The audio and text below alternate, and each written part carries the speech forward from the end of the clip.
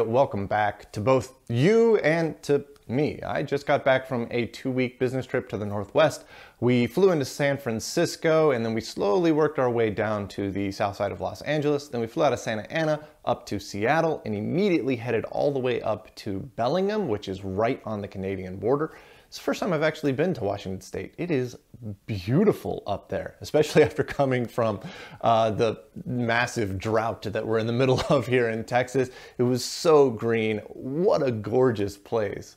But after 7 days of essentially sun up to sundown work, I was ready for a couple of days off. So I hopped on a plane and flew back down to San Francisco, and I got to meet up with an unbelievable collection of people. I got to hang out with Curious Mark, Ken Schriff, Eric from Tube Time, Mike from all sorts of space-related stuff, and Jerry Ellsworth.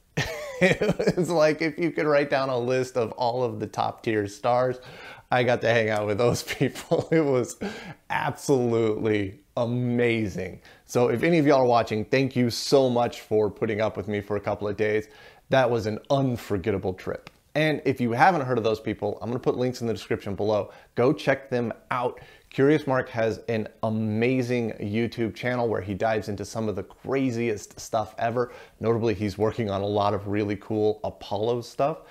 Ken Schriff is part of his team that really helps with that. And also, Ken is just an amazing human. He's just one of the coolest, most humble, enthusiastic people I've ever met, and it was an absolute joy hanging out with him and listening to his stories and swapping ideas. So Ken, thank you so much. Eric, I had talked with Tube Time a couple of times before, but meeting Eric in person was an absolute pleasure. He just has the greatest puns on the planet. So Mark, if you're watching, slip some of Eric's puns into your videos a little more often because sometimes they're pretty good. And well, Jerry needs really no introduction. Jerry Ellsworth is a legend in the community. She's been around doing some unbelievable stuff. And right now she's working at Tilt 5, building some of the best augmented reality systems out there. No joke, VR gives me instant nausea, but I tried her AR goggles for the first time and I walked away not sick. It was actually quite a lot of fun.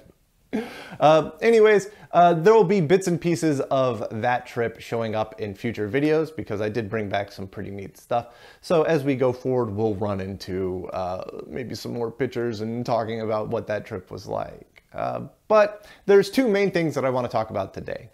I'm really tired and late in the week, so I'm not going to work on anything because I'll just break it. But I want to talk about scheduling and staffing. And well, that sounds incredibly boring, but stick with me. I think it'll be pretty interesting and maybe worth your time here in the end. First off, scheduling. One question that I get asked all the time that I want to address officially here is that I'll do a video, for example, on the Centurion, and then the next video won't come for a little while. And I get a bunch of comments saying, hey, what happened to the Centurion? I thought we were working on this. Why is this episode that you just made not on the Centurion? And well, that's because I have a collection of projects that I like to cycle through. I generally try to keep it to about 4. So that means that each project gets a video per month. So we'll do, Centurion, Vacuum Tube Computer, Bendix, and then a wild card, maybe PDP stuff or Deck Rainbow stuff or something like that. And then we'll circle back around to the beginning. I do this for a couple of reasons. The big one is burnout. When you're working on just one thing at a relentless pace, it's really easy to burn out on that after a month, and then you put it down and never come back to it again, or come back to it several years later, at which point you don't know where you really left off. So if I cycle through projects like this, by the time I get back around to, say the Centurion again, it's still fresh and it's still exciting. So by cycling through projects, I keep the fire lit inside of me. And also it gives me time to work on and figure out what hurdles I need to overcome. Because even though things may look like they happen pretty quickly in the video, sometimes it is 2 or 3 weeks worth of work summed up in 20 minutes. So that's the main reason I cycle through topics like that. But sometimes, a wrench gets thrown into that, like a 2-week business trip to the Northwest. So this episode is kind of messing up my rotation, but the very next episode we'll be back on the Centurion. We'll be working on that Finch drive and maybe even the FFC card, trying to get them working perfectly. So the next big topic is staffing. You guys only ever see me on camera, but I do have some help. Questionably help. Let me introduce you to the staff. This is 10. She's in charge of constantly trying to run away. She hates being held, so she's going to get a couple of treats after this, but she is a sweetheart right up until her claws dig into you, because she has the sharpest claws of any cat I've ever met. She's named 10 because 10 in Japanese can mean spots. Oh, all right, kitty. Okay, here you go. All right, let's go see if we can find Sue.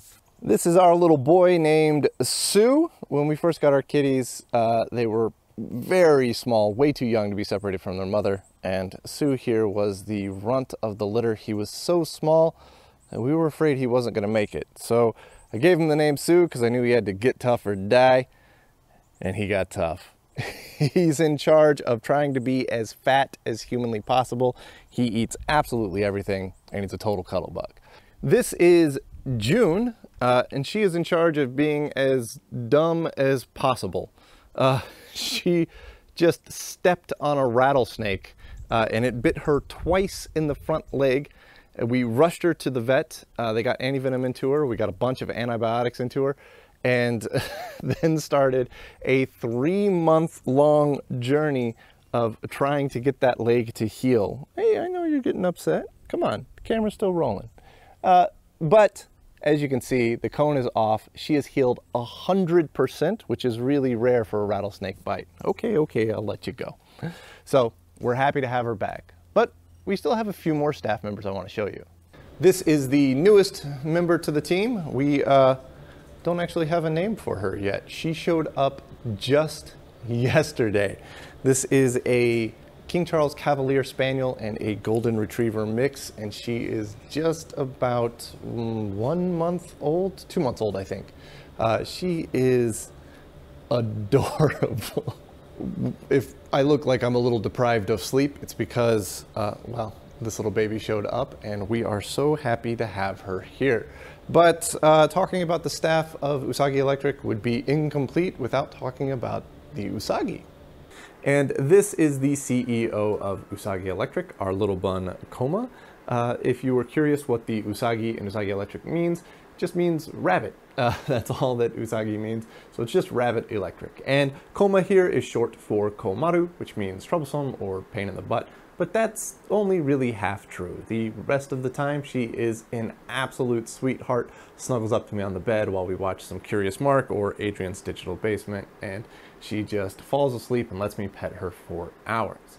Now, if you stick around to the end of the episodes, you've probably seen a lot of this little bun before, but if you don't know, then at the end of every single episode, I put a short little clip of one of our kitties, or the puppy, or even the little bunny here. And you know what? I'm not going to blame you if you open up the episode and skip straight to the end first, because, well, that's what I would do. But this little girl is being absolutely fantastic right now. So I'm going to wrap this up pretty quick so I can get her some treats. But I want to thank you guys so much for watching for this little bit of a different episode. She is going to get a whole lot of love after I turn the camera off.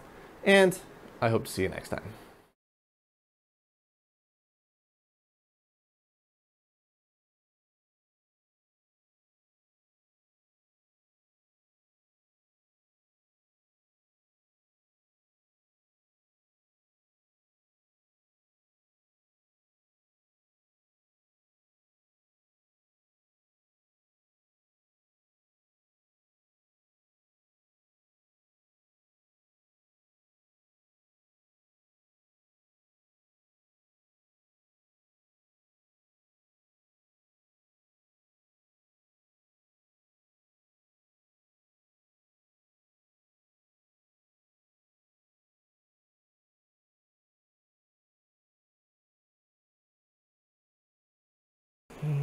Yeah, it's okay. You're a good bunny.